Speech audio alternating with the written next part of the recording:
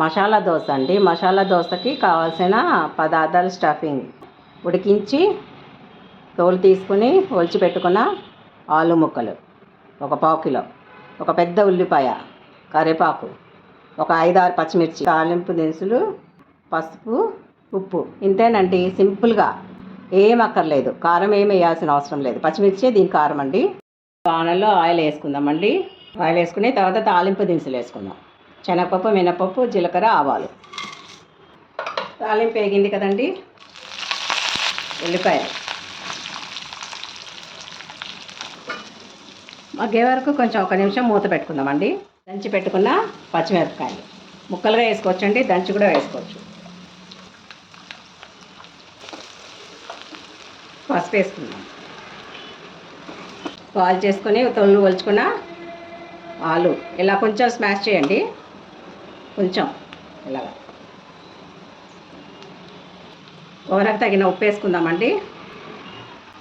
తక్కువ వేసుకోండి, మసాలా దోశలో కదా ఆల్రెడీ మన తక్కువే పడుతుంది. ఒక్క 2 నిమిషాలు మూత పెట్టుకుందామండి. చూద్దాం రండి. అయిపోయిందండి. ఇంతేనండి మసాలా దోశ. ఏముండదు, చాలా సింపుల్గా ఎవరైనా చేసుకోవచ్చు, చిన్నపిల్లలైనా. కాకపోతే కారం వేయబాకండి. కారం వేయకుండా కరివేపాకు, ఉల్లిపాయ, పచ్చిమిరపకాయ, తాలింపు దినుసులు, ఉప్పు, పసుపు, అంతే. దానికి తర్వాత కొత్తిమీర వేసుకుంటే వేసేసుకోండి.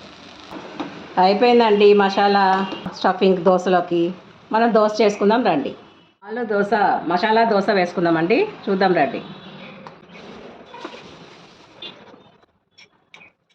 సింపుల్ అండి, చాలా చాలా సింపుల్. మసాలా దోశ అంటే హోటల్కి వెళ్ళి మనము తినాల్సిన అవసరం లేదు. మన ఇంట్లో కూడా ఇలా సింపుల్గా చేసుకుని తినచ్చు.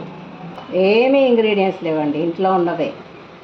పెద్ద ఎక్కువ బయట తెచ్చుకోవాల్సిన అవసరం లేదు. ఆలు ఉంటుంది ఎప్పుడు మనకి, ఉల్లిపాయ, పచ్చిమిరపకాయ, కరివేపాకు, ఇవే కదండి దీంట్లో దోశలోకి వేసుకునేది. సింపుల్గా చేసేసుకొని ఇంట్లోనే హోటల్లో తిన్నంత ఆనందం మనం కూడా తినచ్చు. చూడండి మసాలా దోశ ఎంత బాగుందో. పల్లీ చట్నీ, టమాటా చట్నీ ఎంత బాగుంది చూడండి. లోపల కర్రీ లాగా. మన మసాలా దోశ అంటే ఏం లేదండి, ఆలు కర్రీ చేసుకుని లోపల పెట్టుకొని ఆనందంగా తినడమే, అంతే. సింపుల్గా చేసుకోవచ్చండి. ఇంట్లో చేసి మీ పిల్లలకు కూడా పెట్టండి ఇలాగా.